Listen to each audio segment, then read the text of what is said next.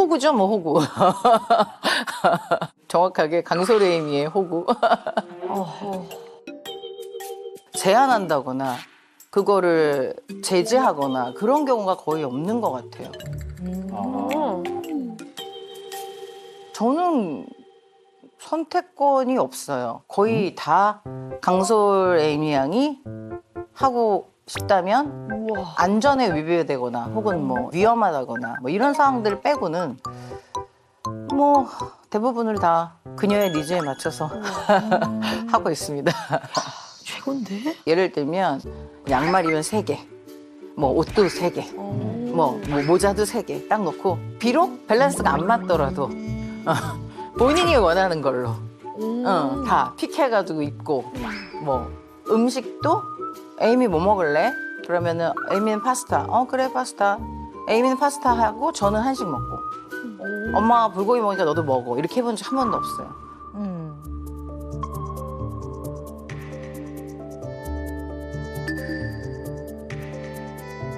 학교 가기 싫다고 할 때 그냥 엄마는 컨디션 안 좋아 그럼 오늘은 안 가고 내일 갈까 하고 이제 그냥 안 가게 해줘서.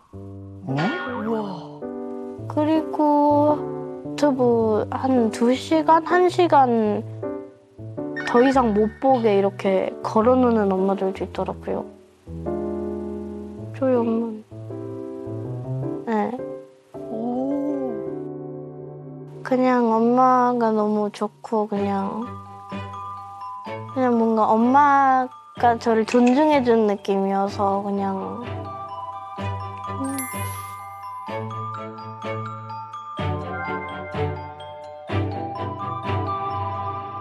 주변에서 아니 그래도 애가 너무 원하는 대로 하는 게 과연 뭐 좋겠냐.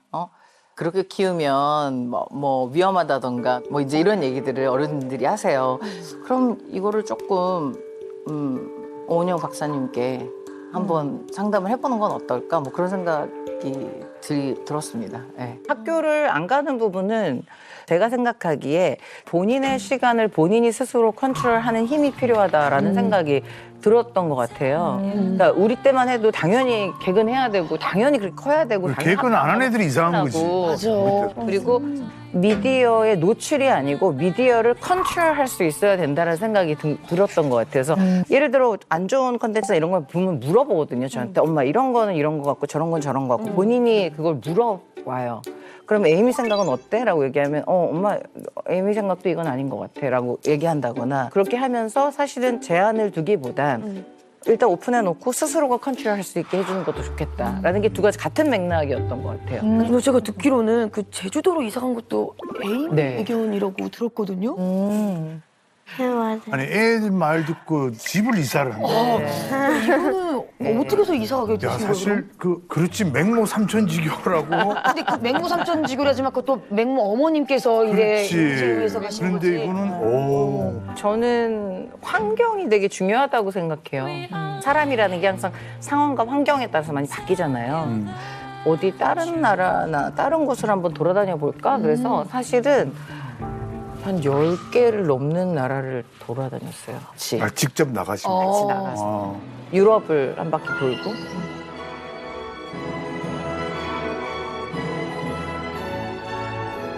이제 뭐 이렇게 괌에도 가고 다 갔는데 갑자기 제주도에 있다가 엄마 여기야.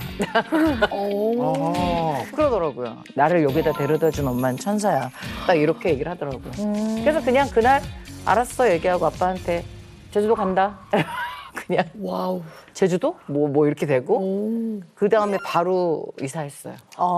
그때가 몇 살이었어요? 그때가 만 네, 일곱. 만 7살. 네. 같이 학교 다닐 때 그냥 학교를 안 가고 같이 그냥 한 달 반 정도 해가지고 유럽을 다 돌고 돌아다니면서 아니 에이미는 왜 제주도가 좋았어요? 제가 그냥 바다 가는 것도 되게 좋아하고 그냥 너무 예뻐가지고 제가 귤 같은 거 되게 좋아하니까 가봤더니 너무 좋아가지고 생각보다 굉장히 깊이 있는 그런 느낌은 아니었네.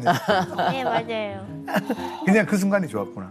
제가 보기엔 저희 딸보다는 에이미 양이 나이가 지금 더 한 2살은 3살 맞아, 정도 맞아. 많거든요. 그러니까는 라니보단 나이가 있으니까 그 선택권을 존중할 수 있는 건가 엄마 마음에서 믿고. 네. 근데 원래 어렸을 때부터 그렇게 해주셨다고 하니까는 저는 옆집 엄마로서는 되게 저는 신기해요. 에이미한테 제일 많이 하는 게 에이미는 항상 정답이니까 이런 얘기를 많이 하는데 일종의 건강한 가스라이팅인 것 같아요. 그러니까 에이미는 항상 정답이라고 하니까 이 친구가 내가 정답을 맞춰가기 위한 과정을 스스로 이렇게 잘 해나가더라고요. 그러면 갑자기 에이미가 제주도에 두 분이 사시잖아요. 네. 아빠는 아빠는 천안. 천안에? 네네. 갑자기 지금 서울. 에이미가 네. 갑자기 서울이요. 네. 엄마 나 지금 아빠 보러 갈래. 안 되겠어. 에이미가 그러지 않을 것 같아요. 예를 들어 for example. 예를 들어 아빠랑 상의해보고 아빠가 제주도에 오는 것도 되지 않을까? 이제 이렇게. 아빠는 못 온대. 아빠보다 못 오면 네. 비동반. 비동반. 비동반으로. 비동반이 뭐야? 비동반. 비동반이 아니 비동반. 예. 어렸을 때부터 비동반 서비스라고 해서 아이가 혼자 비행기를 타는 거를 했어요. 네. 얼마나 어렸을 때? 7살 때부터. 아니 그게 돼요? 네, 7살 돼요. 때부터? 네. 근데 그거를 해요? 근데 했어요? 어렸을 때부터 했어요. 했어요? 네. 6살 때? 7살 일곱 살 가능한 때? 나이가 만 7살이거든요. 네, 만 7살 때, 딱 8살 때부터. 8살 왜 때. 했어요? 왜 탔어요. 했어요? 엄마가 시켰나요? 아니요? 그러니까 네. 그게 너무 걱정될 것 같은데. 아니요. 저는 좀 반대인가 봐요. 저는 뭐냐면 만약에 그럴 일은 없지만 비행기 사고는 가장 낮으니까 확률이 이 친구를 직원분들이 케어해 가시잖아요. 저보다 더 전문가분들이잖아요, 사실은. 그렇게 생각을 하면 아, 사실 그렇지, 공항 내. 네, 공항 내 안에서 가장 안전하게 비행기 내내 스튜디오스 분들이 챙겨주시고 네 하고 그리고 이제 본인 스스로가 비행기를 혼자 탄다는 그 프라이드가 굉장히 자존감이 있어요. 이 친구 시대는 이제 비행기를 많이 타야 될 거고 어렸을 때부터 혼자 이런 걸 해보는 것도 도움이 되겠다 싶어서 가능하면은 비동반으로. 대박. 첫 비행기가 어디에서 어디로 가는? 제주도에서 제주에서 서울. 예, 서울. 아빠. 근데 우리 에이미는 좀 어땠어요 그때? 안 무서웠어요? 살짝 엄마 없이 비행기 타는 게 처음이니까 뭔가 살짝 긴장하긴 했는데 그 다음부터 아무것도 아니네 하면서 되게 잘 약간 뿌듯하기도 해요. 내가 이런 걸 해내다니 뭐 이렇게. 엄마가 내 생각대로 좀 안 돼서 서운했던 적도 있었어요? 딱히 그런 적이 막 엄마가 내 얘기를 안 들어줘서 막 불편하다 그런 적이 없어. 조금 서운한 적은. 그런 거 있을 것 같아. 엄마가 바쁘니까 내가 이때는 엄마 같이 했으면 좋을 텐데 못 올 때가 있을 거 아니에요. 그때 아마 학부모 창간 수업 때 엄마가 잠깐 일본 갔다 오느라 있었네. 코로나 검사 때문에 못 와가지고 그러네. 그래가지고 엄마한테 그냥 다음부터는 잘 그냥 와라 그냥 이 정도로 그냥 말하고 다음부터 잘 와주면 좋겠다 그냥 그런 식으로 얘기했어요. 우리 에이미가 보면 마음이 되게 따뜻하고 공감도 잘하는 사람이란 말이에요. 에이미 자체가. 근데 이건 마음이고 또 생각하는 거는 논리적으로 앞뒤에 맞게 설명을 하고 잘 표현을 했을 때 엄마나 아빠가 받아들여 준다는 걸 잘 알고 있어요. 이 두 가지가 각각 보면 다 장점인데 이게 균형이 잘 맞아야지. 그러지 않으면 어떤 어려움이 예상되냐 하면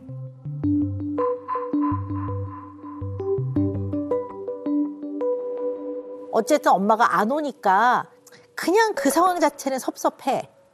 근데 생각을 해보면 논리적으로 이해가 돼. 아. 그러면 논리적으로 이해하려는 이거를 intellectualization이라고 하는데 이지화라고 해. 이성적이고 지적인, 지식적인 걸로 모든 상황들을 그냥 해석해버리는. 그냥 서운하지 이렇게 하면 될 걸. 뭐 생각을 해보면 코로나 위기에서 당연히 검사를 해야 되고 자가격리를 해야 되니까 엄마도 법을 지켜야 되니까 어쩔 수 없는 거고 네 뭐 이해했어요 됐어요 이거는 이지화야. 근데 이지화를 해도 내 마음 안에 어쨌든 서운은 해. 엄마가 그냥 여기 있었으면 좋았을 걸. 이 마음을 통합을 잘 하지 않으면 그냥 인텔렉츄얼라이제이션 이지화로 내 마음을 억압하는 거야. 그러니까 섭섭했다는 말을 잘 못하는 거지. 못하는구나. 왜냐하면 섭섭했다는 말을 할 수가 없는 거야. 왜냐면 다 상황이 이해가 이해가 되니까. 되니까. 그러면 생각보다 굉장히 감정이 풍부한 아이임에도 불구하고 감정을 잘 표현 안 하는. 그럴 수 있을 것 같아. 그쪽으로 너무 가지 않도록.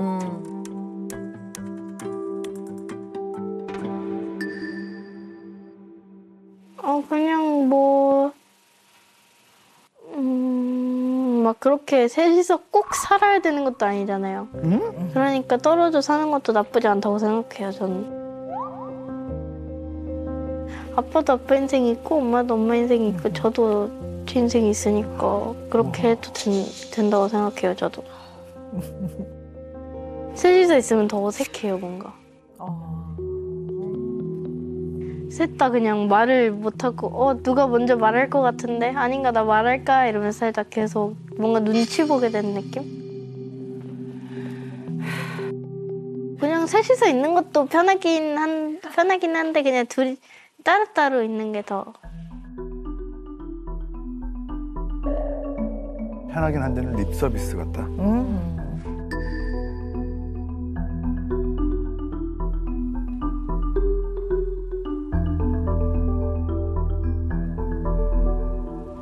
그냥 갑자기 그냥 친구랑 놀다가도 생각나고 그냥 밥 먹다가도 생각나고 하는데 그냥 매 순간 그냥 아빠 닮은 걸 봤다거나 아빠가 좋아하는 걸 봤다거나 그럴 때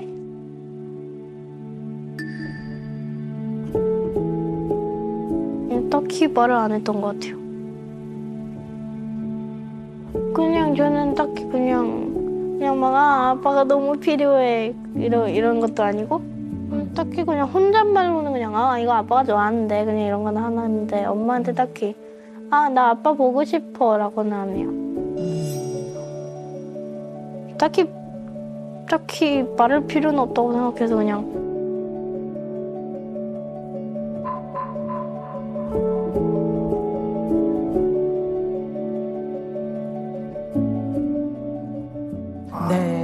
저는 알 것 같아요. 아빠 보고 싶어라고 얘기하면 엄마가 그거에 대해서 속상해할까봐 그렇죠. 얘기 안 하는 거. 그 다음에 어차피 아빠와 엄마가 자기가 제주도에서 있어야 되는 상황에는 같이 셋이 살 수 있는 상황이 안 될 거다라는 판단을 이미 하고 있기 때문에 셋이 그냥 뭐 딸을 이렇게 있어도 괜찮다라고 생각하는 것 같고. 그러니까 우리 에이미는 원래 애 자체는 굉장히 감정이 풍부하고 감정을 잘 표현하는 아이잖아요. 근데 이제 요런 상황에 많이 노출되다 보면 감정은 있지만 이것을 억압하고 억제를 많이 하고 논리적으로 상황에 대한 파악만 하려고 한다면 감정을 잘 못 다루는 애가 될 수 있거든요. 감정을 잘 못 다루는 애가 될 수 있거든요. 잘못하면. 그래서 에이미한테 필요한 건 머리로 이해가 돼도 마음은 그냥 그런 마음이 들 때가 있어. 괜찮아. 그리고 가까운 사람한테는 그냥 그런 얘기해도 마음이 돼. 드는 거 이야기하는 거 되게 중요해. 이렇게 이 얘기를 아이한테 해줘야 될 것 같고요. 제가 이지화가 완벽한 사람 같아요. 그렇지. 제가. 그렇지. 네, 제가 그래요. 제가 어렸을 때부터 부모님하고 있었을 때 엄마가 한번 아프셨었거든요. 10살 때. 엄마가 없는 거예요. 근데 아빠 밥과 오빠와 남동생 밥을 제가 챙겨주고 학교를 갔어요. 10살이. 네. 그리고 다시 돌아와서 항상 마음속에 엄마, 아빠, 오빠, 남동생, 아빠 밥을 내가 챙겨줘야 된다 뭐 이런 생각을 했던 거예요. 근데 그게 한참 지나고 성장하고 나니까 너무 섭섭했던 것 같아요. 나는 왜 안 챙겨줬지? 그렇지. 그게 지금 박사님 말씀하신 경험이 제가 있었어요. 그게 어느 정도에는 습관이 되는 것 같아요. 그렇지. 사람 관계에서. 그래서 이 사람이 어떻게 행동을 해도 이해가 다 되거든요, 저는. 다 되는데 섭섭은 한 거예요. 근데 그 섭섭한 거를 표현하지 표현하기가 어려워지는 어려우니까 거지. 되게 힘들어하고 그랬던 경험이 꽤 있었어요. 그렇죠. 네, 너무 많았던 것 그러니까 같아요. 지금 언제나 부모로서 나는 내가 어릴 때부터 어떻게 컸느냐 또 내가 중요한 사람과 어떤 경험을 했느냐가 그대로 반영이 되거든요. 에이미를 키우면서 자율성을 굉장히 강화시키는 이런데 굉장히 가중치를 두고 키운단 말이에요. 네. 거기엔 이유가 있지. 있죠. 있지. 그게 좋고 나쁘의 문제가 아니라 그걸 굉장히 중요하게 생각한다는 거는 분명히 이유가 있습니다. 네.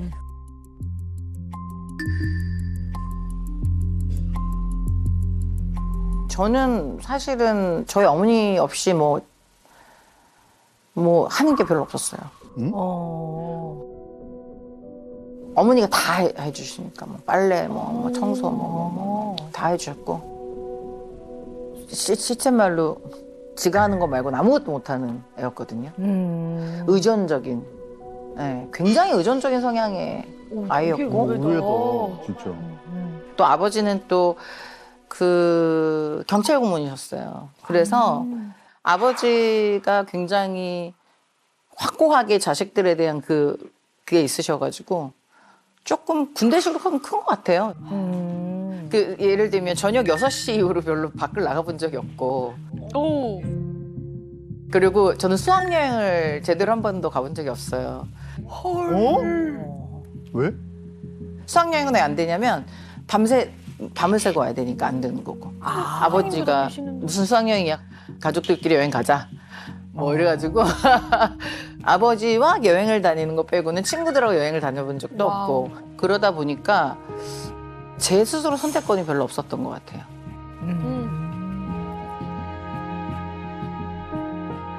아무래도 선택권이나 결과물에 대한 거를 항상 엄마나 뭐 어머니나 뭐 아버지 막 이렇게 했던 기억이어서 결과물이 제가 원하지 않는 대로 나오면 조금 부모님 탓을 했던 것 같아요. 네. 어머, 의외다, 진짜.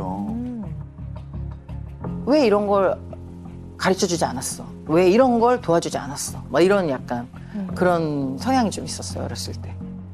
오. 네, 진짜 의외죠. 네. 지금의 선주 씨를 보면 너무나 주도적이고 본인의 주장이 분명하고 의견이 분명하고 다 알아서 그냥 타닥타닥 처리하시는 분으로 네, 우리는 그렇게 알고 있기 때문에 네. 의외예요, 그죠? 네. 어렸을 때 6시 이후에 나간 적이 없고. 근데 그건 진짜 어렸을 때 아니에요? 아니요. 몇 살 몇 살 때까지? 방송 활동할 때까지도 방송 활동할 때도 어머님이 같이 다니셨고 행사 이런 거는 못 해요. 왜요? 왜요? 그게 늦게 돈인데? 끝나니까. 네, 그 지방 행사는 가본 적이 없어요. 그게 더 자고 와야 센데. 되니까. 자고 와야 되니까. 헐. 네. 그 해외 행사는 아예 못 가고. 아예 그런 거는. 네. 그리고 방송도 방송국에서 뭐 몇 시간 이상 딱 그 정해진 시간 내에 딱 끝나고 안 들어오면 아버지가 이제 바로 제재가 출동이죠. 네, 바로 출동. 그리고 방송 가서 방송 촬영할 때 메이크업 안 돼. 메이크업. 그 당시에 그래가지고 한번 제가 귀로 그 방송 활동한 그게 왜 없냐면 방송 2번인가 3번 정도 했던 것 같아요. 한 번은 그 코디 언니 그 방송국에 있는 분이 입술에다 립을 발라주신 거예요. 그 방송이 끝나자마자 들어오자마자 이제 너 방송하지 마. 왜 입술 립스틱 발랐다고.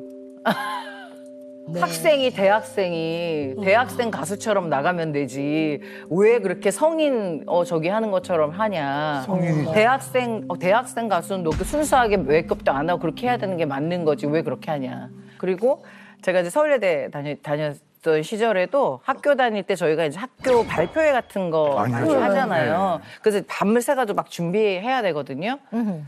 안 되겠다. 집으로 와서 연습해라. 해가지고 집으로 다 오게 하고, 예, 그러셨고, 한 번 어떤 일도 있었냐면, 저 이제 그 동기 중에, 저희보다 나이가 많아요. 되게 유명한 기타리스트 분이신데, 머리가 좀 길었어요. 그 당시에 이제 막 기타하고 막 남자분. 이제 이렇게 아버지가 이렇게 계시다가 이제 그 오빠한테, 자네 일로 와봐. 그러더니, 주민등록증 있나?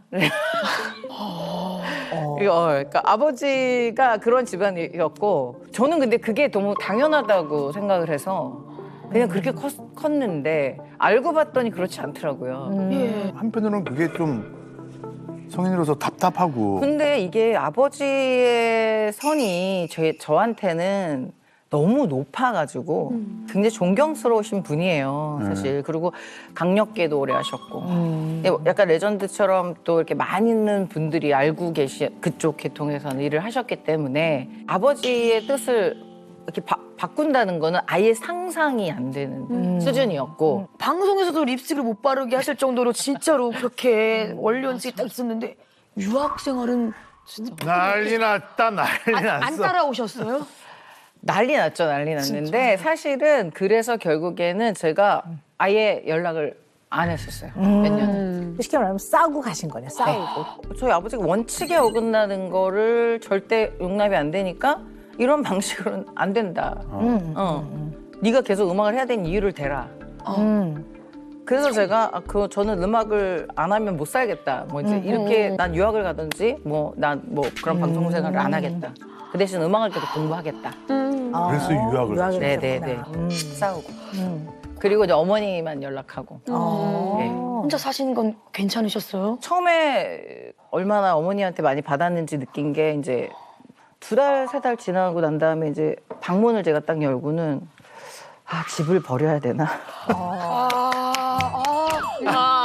오케이. 치워본 적도 없고 뭐 아무것도 해본 게 없잖아요. 발디딜 틈이 없었고. 발디딜 틈이 없는 거예요. 왜냐 어머니가 제가 아유 저 뱀껍질 맨날 이러시는 거예요. 그러니까 들어가면서 옷을 그냥 벗어놓으면 엄마가 다 정리해서 빨래하고 뭐 다 해주시니까 좀 정리를 하려고 하는데 정리라는 개념이 없어가지고 뭐 어떻게 손을 대야 되는지를 모르고 설거지는 아예 뭘 해먹지 말아야겠다.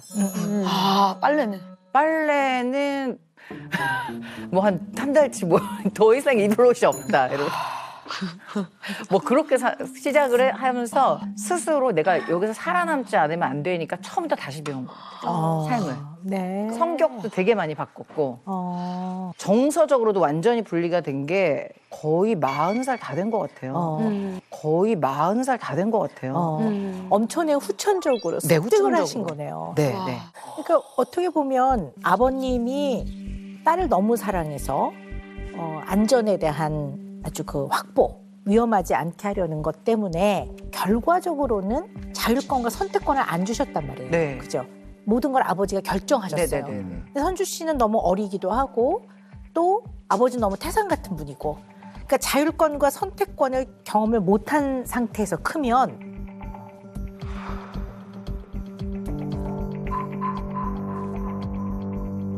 생각보다 불안한 사람이 돼요. 생각보다 불안한 사람이 돼요. 맞아요. 저 엄청 불안했어요. 그리고 그렇지. 네, 굉장히 불안해하고 계속 뭔가를 탐구해서 그걸 알아야 되고 그렇죠. 그리고 항상 조금 불안했던 게 그 아버지와 좀 떨어지거나 가족들과 좀 떨어지거나 그리고 어렸을 때부터 엄청 좀 불안하고 예민하다고 해야 되나요? 톤이 높아지고 그리고 뭔가 막 이렇게 좀 텐션이 높아지고 굉장히 신경질적이고 예. 그래서 불안이 높아서 어떤 식으로 나타나냐면 결정을 잘 못해요. 되게 우유부단하다. 그쵸 그쵸 우유부단해서 결정을 잘 못하고 어떨 때는 지나치게 강박적으로 이렇게 딱 틀에 맞아야지만 안심이 되는 네네네 네. 그러신 것 같아요. 그런 거 같아요. 네. 제가 너무 괴로울 때가 언제냐면 여전히 뭔가를 결정할 때 아빠라면은 이걸 어떻게 결정하지? 이렇게 생각하거든요. 아직도 그런 생각이 있는 거예요. 그리고 좀 기본적인 불안증이 바지를 사면 똑같은 거 2개. 다 2개씩. 왜요?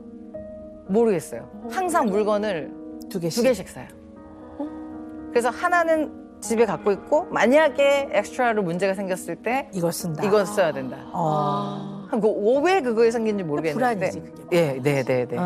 그리고 사랑 그놈이라는 곡을 쓸 때 노래를 불러놓고 이제 에디팅이라는 작업이 있어요. 이제 막 그 보컬 다 하는.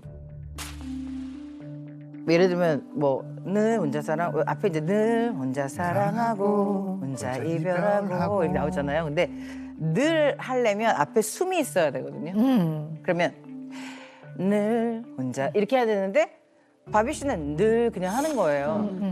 근데 이게 안 바뀌더라고요. 디렉을 봐도 설명을 해도 잘 모르는 거예요. 그래서 그냥 늘 혼자 사랑하고 혼자 주옥하고 늘 사랑의 노래 다 부르러 가라고 한 다음에 기사님한테 갈게요. 나가야 되거든요. 호흡이. 근데 그건 없어요. 그러면 멜로디 이거를 혼자 그게 고객님 숨소리였습니까? 그러니까 그걸 다 넣고 사실 다 안 들려요. 안 들리는 실제로는 안 들려. 근데 저한테는 그게 이미지가 돼가지고 들리고 스스로를 너무 뽕는다. 이제 발매를 했잖아요. 그럼 이제 제 손에서 떠난 거니까 오케이 하는데 제 음악을 못 들어요, 저는. 왜요? 노래를 들으면 그때 못한 게 후회가 돼요. 제 스스로를 너무 괴롭히고 너무 들들볶고 뭐 잠을 안 자는 거는 이루 말할 수도 없고 근데 이제 겉으로는 되게 여유 있는 척 보이고 싶은 거예요. 내가 뭐 아무것도 안 하고 사실은 음악을 좋아한다고 얘기해줘서 너무 감사한데 사람들이 박선준 천재인가 봐. 뭐 작사 작곡 다 하고 편곡도 다 하고 전혀 아니에요. 그게 아니고 잠을 거의 안 자고 이게 이제 끝장이 날 때까지 이게 결과가 안 나와요. 그래가지고 제가 최대 한 4일, 5일 정도를 안 자고 나서 오전 11시쯤 이 공황장애 비슷하게 오더라고요. 그럼 오죠. 그럼요. 그러니까 제 스스로가 너무 불쌍하다 생각할 정도. 근데 그게 안 변해요. 그게 왜 그러냐면 네. 혜주 씨 아버지가 그러니까 나보다 훨씬 많이 알고 있고 파워가 있는 사람이 정해준 길로 갔기 때문에 그 안에 들어갔을 때는 편안하지만 내가 결정을 해봐서 여기서 아하 이번엔 내가 잘한 거네 이런 경험이 없기 때문에 스스로 자기에 대한 신뢰나 확신감이 떨어지거든요. 그럼 어떻게 해야지 편안해질까? 눈에 확실하게 보이는 게 있어야 편해지는 거예요. 증, 막 졸업장, 그다음에 무슨 경연에서 1등, 그다음에 뭐 지위, 교수로 발령 이런 걸 딱 보여주면 아 결과적으로 내가 잘한 거였네 이렇게 되는 거예요. 네, 그 말씀하시는데 제가 사실 보컬 트레이너 이럴 때 호랑이 선생님 이런 게 생각을 해보니까 저희 아버지를 너무 많이 닮은 거예요. 호랑이 선생님. 네, 왜냐면은 결과가 무조건 나와야 되고 원리 원칙에 의해서 나와야 돼요. 그다음에 이 결과가 안 나오면 이 과정은 의미가 없다. 이게 이제 제 머릿속에 박혀가지고 어떻게든 그 결과가 나와야 되는. 아버지를 딱 제가 그래서 연락을 거의 6년 가까이를 안 했거든요. 네. 유학 가면서. 네네네. 왜냐면 할 수가 없었어요. 왜냐면 결과가 안 나왔기 때문에. 보여드려야 되니까. 네. 그리고 이제 제가 28, 9 그때 교수증 받았던 거를 이제 보여드리고 말씀드렸더니 아버지가 잘했네. 뭐 이 정도? 비주얼도 경쟁력이야. 아까 희재 예쁘던 희재. 자, 템포는 바뀌지 않아요. 비트가 바뀌고. Good, very good. 1, 8. Good. 이 정도면 좀 병이죠. 심한 거 아닙니까? 네. 네. 그러니까 어떻게 보면 뒤늦게 정말 성인으로서 나의 삶을 살아갈 때 이런 면이 굉장히 아쉬웠구나. 네네네. 내가 아버지의 어떤 결정에 의해서 많이 움직였기 때문에 내가 스스로 선택을 하고 자율적으로 뭔가 해보질 않았기 때문에 나름 어려움이 있구나를 알고 내가 엄마가 돼서는 내 자식만큼은 그렇게 키우지 말아야지가 된 네네. 거야. 내 자식만큼은 그렇게 키우지 말아야지가 된 네네. 거야. 정확하게 강소레이미의 호구. 저는 선택권이 없어요. 에이미한테 제일 많이 하는 게 에이미는 항상 정답이니까 이런 얘기를 많이 하는데 내 자식만큼은 그렇게 키우지 말아야지가 된 네, 거예요. 네, 그러니까 에이미를 양육하는 엄마로서는 이 세 가지 선택권, 자율성, 논리적으로 납득되는 거 이 부분만큼은 내가 경험한 건 절대 경험시키지 않을 거야. 네. 나는 이 부분에 있어서는 애가 자율적으로 선택할 수 있게 해주고 선택권을 주고 그다음에 아이가 논리적으로 설명하는 거는 납득이 되는 거는 나는 수용해 줄 거야. 그리고 나는 아이에게 납득이 되게 잘 설명할 거야. 네. 이거를 굉장히 중요하게 생각하면서 키우신 거예요. 네. 또 한편으로 어머니를 이렇게 보면 사랑을 너무 듬뿍 받았지만 어머님이 다 해준 거거든요. 그러니까 일상생활에서 내 나이에 해야 되는 것들을 경험을 책임 있게 끝까지 안 해본 거지. 네. 엄마가 다 알아서 뒤처리를 해주니까. 그럼 이제 이렇게 크면요. 저 남 탓해요. 네네. 네네. 아니 왜 안 치워줬어? 왜 이런 걸 가르쳐 주지 않았어? 왜 이런 걸 도와주지 않았어? 막 이런 약간. 내가 말 안 해도 좀 만들어놨어. 이렇게 된단 말이에요. 근데 이제 딱 독립해서 유학을 가신 다음에 미국에 유학 가신 다음에 깨달으신 거예요. 그러니까 이건 역시도 우리 아이한테는 절대로 물려주지 않을 거야. 경험시키지 않을 거야. 나는 오히려 반대로 키울 거야. 해서 지금 에이미 이렇게 키우고 계시는 거예요. 네. 그런 것 같아요. 엄청난 후천적 노력이라고도 볼 수 있죠. 저는 에이미가 저처럼 안 컸으면 좋겠거든요. 너무 좀 가혹한 것 같아요. 저한테 제가 좀 그랬기 때문에 좀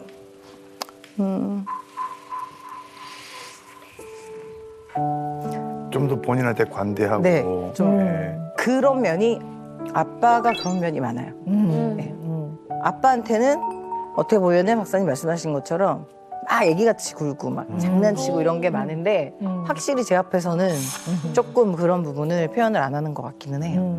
그래서 예전에 저를 보고 있으면 너무 가혹하다라고 느껴지는 경우 또 그러니까 어느 정도냐면 한동안 그 오디션 프로그램 같은 데서 이제 댓글이 굉장히 제가 좀 캐릭터 강하다 보니까 어떤 분이 나이가 이제 SNS에 직접 댓글을 올리신 거예요. 자기는 SNS를 할 줄 모르는데 너를 저기 하러 왔다. 이제 저격하러 왔다. 저격하러 왔다.